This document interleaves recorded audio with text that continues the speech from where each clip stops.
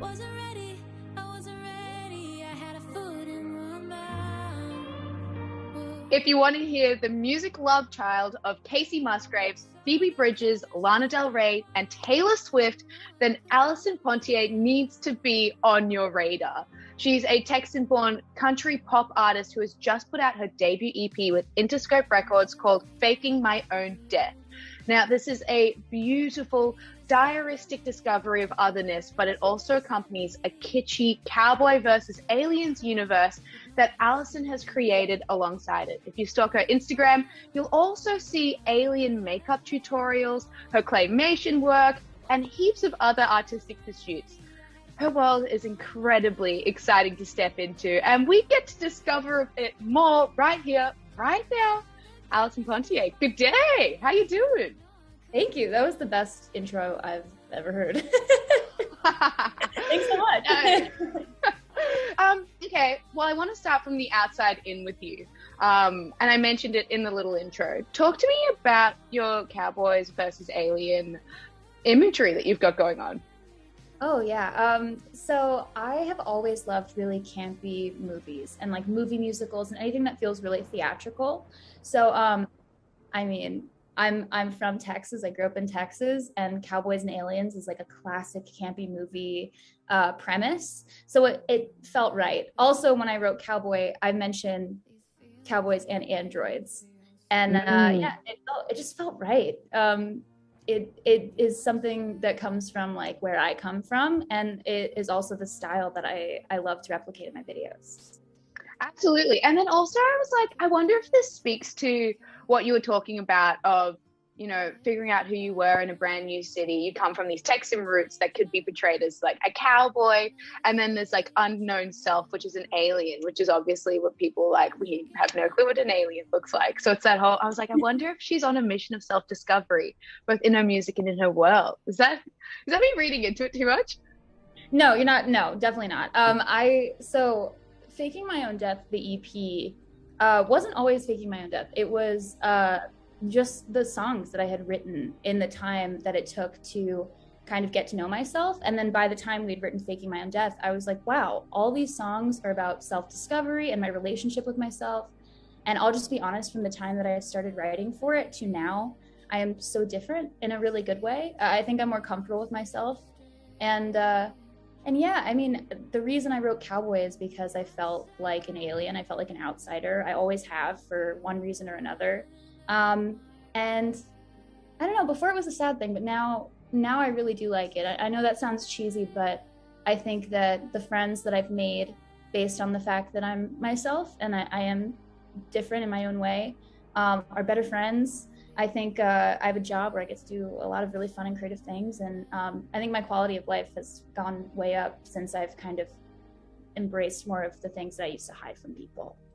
And what have been your methods in getting more comfortable in your own skin then? Do you feel like surrounding yourself with like other people who are living authentically, or was it like reading stuff, or what was your sort of journey there? Yeah, so it all kind of started with me moving to New York and then coming out. I met my now girlfriend of 4 years, which is amazing. But oh my God, congrats! Yeah, as of like a couple days ago. So shout out to Kate. But yeah, I met her, and then I knew that I needed to come out, and she never pressured me, which I really appreciated. And she introduced me to a lot of other people that were like me, and I never had felt that before.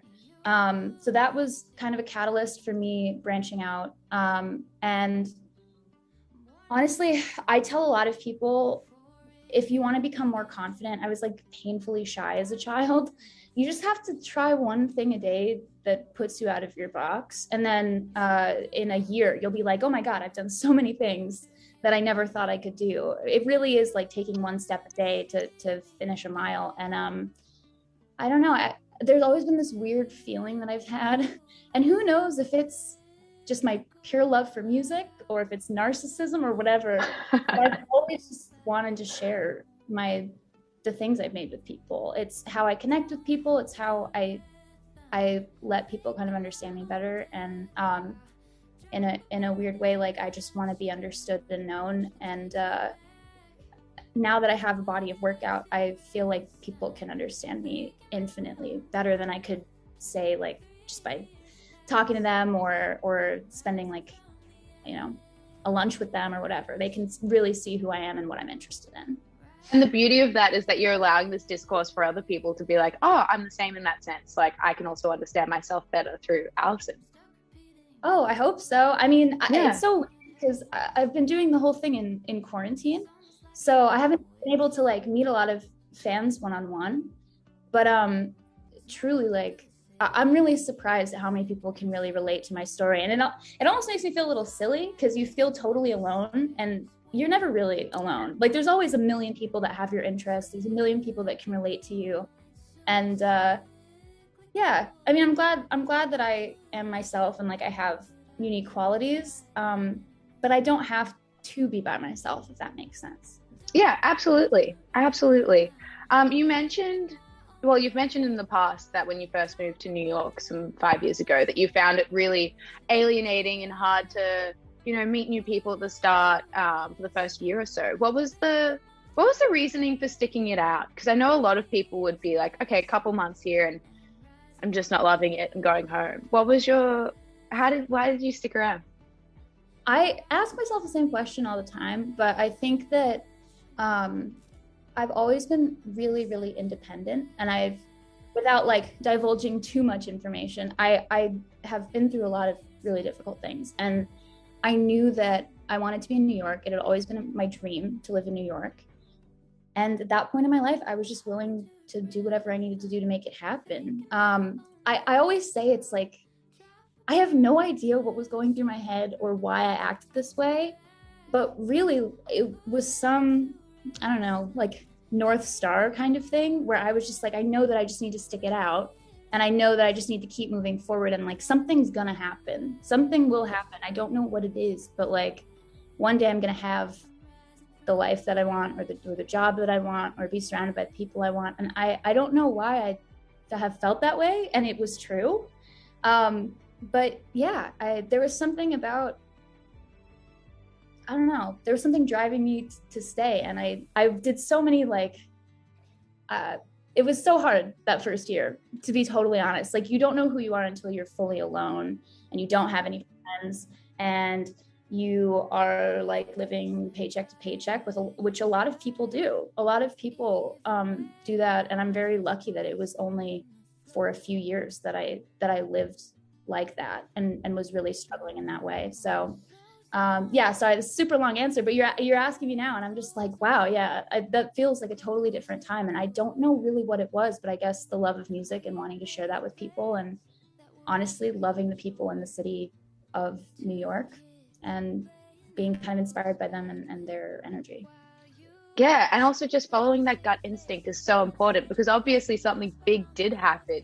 You captured the attention of Interscope, which is huge. And for people watching along, they represent people like Billie Eilish, Kendrick Lamar, Ellie Goulding, Kasey Musgraves, and Lana Del Rey, which I mentioned in the beginning. What was the piece of work that kind of got you on their radar? I had been writing songs for like a year before I met with them. But it was, I showed them Cowboy. I showed them Paid For, which is also on my EP. I believe I also showed them Hell is a Crowded Room. And not only that, I was really, really adamant about what kind of videos I wanted to make. And I think that was part of it too. I have amazing A&Rs that, like, kind of just let me do what I would like to do. They've never like pushed me in a direction I don't want to go. They support me 100%. And then on the creative side, they're just down, which is so weird because I'm very new at what I do, and it is really complicated to make the kind of videos we make. I think that I picked them because they believe in me, and they just trust me. And I think that's all you want from a label or from a manager or from anyone that you're working with. You want someone that trusts you. Whether or not you know what you're doing all the time, it's good to ask for help. But at the end of the day, like, the vision has to come from you, and it has to be something you're really passionate about. Yeah, and clearly you had that strong direction from the very beginning. One of the tracks I wanted to talk to you about was Tornado Country, because this one's a perfect rounding out of your collection. Tell me about this track, because I noticed that it kind of mirrors Cowboy in the sense that you had to really like move away from the South to appreciate those roots. And I'm intrigued about this one. So I grew up in Allen, Texas, and thankfully, even though we had lots of tornado warnings, tornado drills, for the most part, we were fine. Like we had, broken car windows or broken table or like whatever, but for the most part, we were all right. But having tornado drills was a reoccurring and constant part of living in tornado country. So I remember I was a very sensitive kid, and I'm a very sensitive adult. But we used to have to hide in the bathtub for tornado because what you're supposed to do is go to the innermost room in your house that has no windows. And for us, that was the bathroom. So it used to be me, my mom, my sister, and then our giant dog. And we would all just be sitting in the bathtub with like a million pillows around us. And to me, that was, a really like scary time. I was a very nervous kid. And I wanted to write something that sounded like home.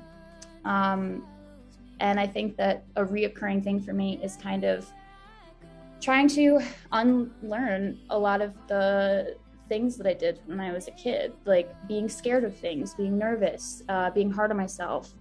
And tornadoes represent that for me in a lot of ways. Tornadoes scare me, and they're only in certain areas in the US. And because of that, it felt really perfect to write a song about tornado country. And essentially it's about not running away from your problems and having to eventually face them head on when you're ready. Damn, I love that. Oh, that's so interesting. Also, just the reality of tornadoes, apart from the meaning behind it, for me is so like wild, because obviously there's no tornadoes in Australia. Do you feel like I didn't know that. Yeah, there's no tornadoes here. And so like, are there sirens like placed around the town? Is that what happens? And then there's just a siren that goes off like everywhere? Yeah, so you can hear the sirens outside, which makes sense. It's like it also is on the TV. So like the programming will like take a break and it'll do tornado warning. Obviously this was before I had like an iPhone. So now they'll probably also do it on your phone.